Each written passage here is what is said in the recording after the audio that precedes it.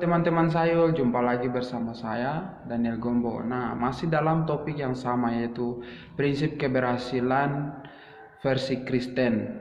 Nah, dalam topik yang kali ini atau pada bagian yang keempat ini, saya memberikan judul yaitu prinsip keberhasilan raja.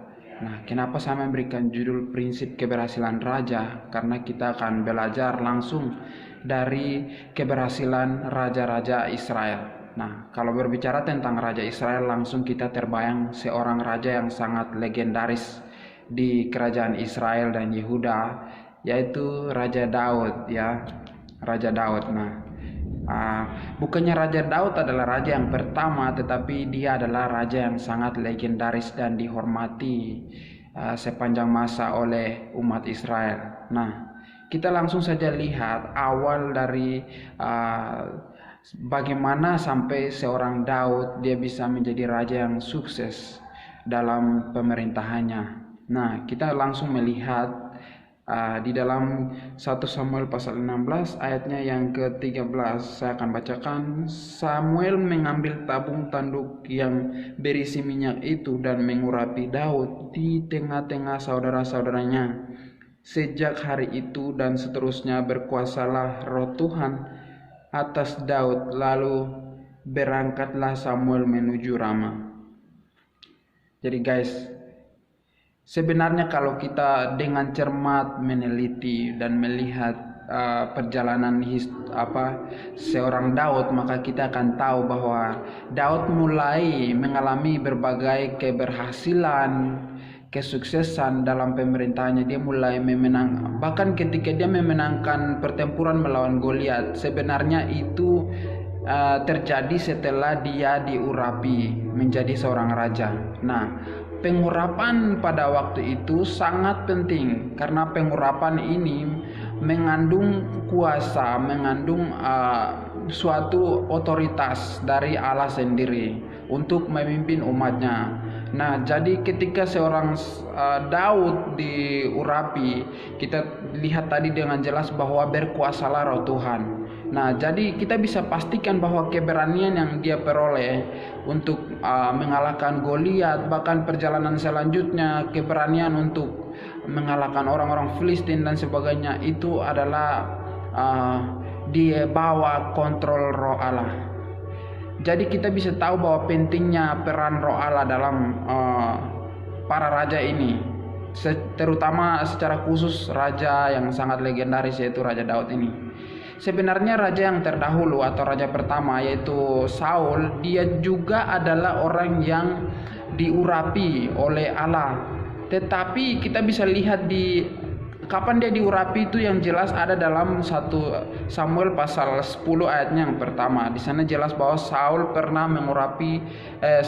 pernah mengurapi raja Saul atau raja pertama, dan dia juga mengalami kepenuhan seperti seorang nabi, dan dia pun berhasil. Sebenarnya awalnya dia berhasil dan luar biasa dipakai oleh Allah untuk membawa kemenangan bagi umat Israel. Tetapi ada sebuah kesalahan yang ia lakukan sehingga roh Allah itu meninggalkan dia. Di sini jelas dikatakan di ayat yang selanjutnya, 1 Samuel pasal 16 ayat 14. Di sana disebutkan bahwa tetapi roh Tuhan telah mundur daripada Saul dan sekarang ia diganggu oleh roh jahat yang daripada Tuhan.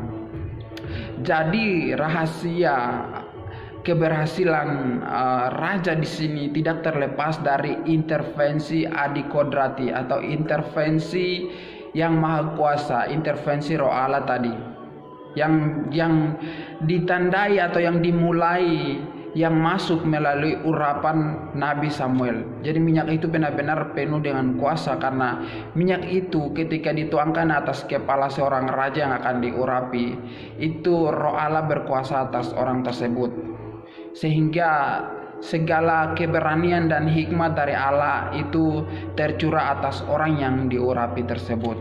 Nah, tetapi satu hal yang sangat menarik adalah konteks di dalam perjanjian baru, di dalam untuk kita sebagai orang percaya saat ini, akses untuk menerima roh itu diberikan secara bebas, diberikan secara bebas bagi kita. Namun sayangnya kita tidak menginginkannya, atau kita tidak memintanya, atau kita tidak mengundangnya untuk berkarya dalam hidup kita.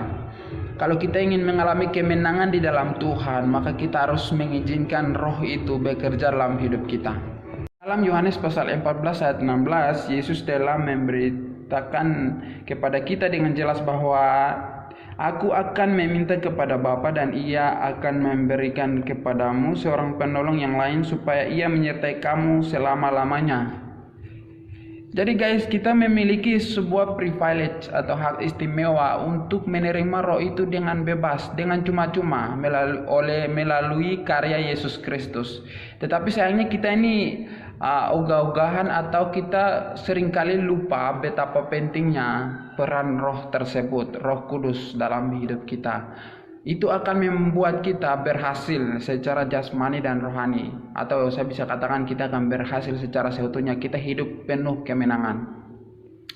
Di dalam konteks perjanjian lama, Roh itu tidak diberikan secara bebas kepada setiap orang, sehingga ketika hanya orang-orang tertentu dengan tugas tertentu, seperti seorang akan menjadi raja, atau yang kalau kita melihat lagi review back lagi di dalam perjanjian lama dalam bilangan, untuk pekerjaan bait Allah itu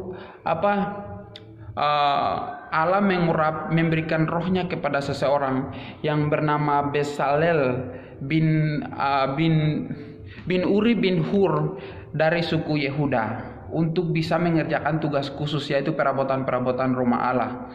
Bahkan juga Allah mengurapi orang-orang yang akan membantu Musa dalam menjalankan tugas mengadili orang Israel. Itu pun diberikan Roh Kudus. Tetapi roh Allah itu tidak diberikan secara bebas. Nah, jadi keberhasilan orang-orang, secara khusus di sini kita sedang bahas yaitu raja. Keberhasilan para raja itu tidak terlepas dari peran Roh Allah dalam hidup mereka. Nah, jadi Raja Daud ini pun menjadi pattern atau jadi contoh untuk raja-raja berikutnya yang kemudian dipakai juga atau dipenuhi dengan Roh Allah, yang hidup dengan benar sesuai dengan perintah Tuhan. Mereka akan disebutkan mengikuti teladan nenek moyangnya, yaitu Daud. Nah, jadi ini adalah hal yang sangat menarik. Jadi ketika raja tersebut selama pemerintahannya dia tidak hidup dengan baik, dia menyembah berhala dan kemudian membawa bangsa itu kepada kehancuran, kegagalan, maka di akhir dari kisah hidupnya akan dikatakan ia tidak hidup seperti Daud bapa leluhurnya. Tapi jadi kita bisa lihat contoh saja itu kan mulai dari 1 Raja-Raja pasal 15 ayat 11. Di sana kan Raja Asa dikatakan sebagai raja yang baik, yang hidup seperti Daud bapa leluhurnya. Nah, jadi untuk menjaga, jadi ada sebuah prinsip yang kita harus perhatikan, bahwa roh itu akan meninggalkan orang yang tidak meninggalkan, atau dia tidak akan bekerja lagi ketika kita tidak memperhatikan perintah Tuhan. Raja pertama Saul pun juga demikian, roh itu sudah tidak lagi bekerja dalam hidupnya, roh itu meninggalkan dia. Dikatakan di sana dalam 1 Samuel pasal 16 ayatnya yang ke-14, roh Tuhan mundur daripada dia karena dia melanggar perintah Tuhan. Dan demikian juga prinsip itu berlaku sampai saat ini, bahwa ketika kita tidak berjalan sesuai dengan perintah Tuhan, maka kita tidak bisa lagi, roh itu akan tidak bisa bekerja lagi dalam hidup kita. Roh itu sudah tidak bekerja lagi. Oleh karena itu kita harus tetap mempertahankan roh itu dengan menuruti perintah Tuhan, hidup takut akan Tuhan, sehingga roh itu, atau yang sekarang kita sebut sebagai Roh Kudus, akan terus berkarya dalam hidup kita, sehingga kita pun dapat mengalami keberhasilan, kehidupan yang penuh dengan kemenangan seperti Raja Daud dan raja-raja lain.